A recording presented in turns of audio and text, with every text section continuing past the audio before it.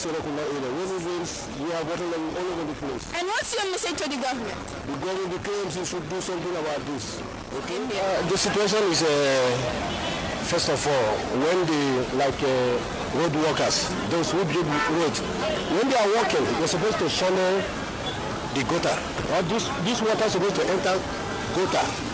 That's when you are building a road. You have a plan where the water is supposed to go. Understand me? Well, you can see in Gambia, sometimes they don't plan to create a gutter where the water will enter. That's why sometimes when they build a road, the rain can come today and flush out all the gravel. So you can see there, look at the holes here and you can find out because of... That's right. So your message is going to the road workers to make sure that the water actually have a flow. If not, then it will be on the highway. Definitely. Thank you so much, sir.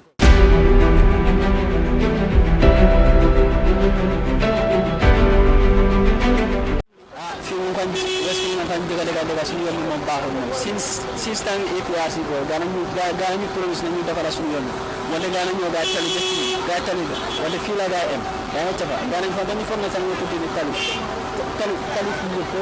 be fulo na be site oga man wala ga def ko ñu promise ñu fo ñu na ñu ñaan ñu na de gara mu dimbale ñu defal suñu yoon ñu dafa wala sax ga ñu ñu dugal every time suñu dañ nga yaaw bu ñaan tafa fi su tawé tafa wala ñu wala am problème waaw bi won ñu ñaan rek ñu dire mu jëgëre mu jappalé ñu nak dega Gambia mu amul tale ñu dega ñu jappé ñu wala sona ci wala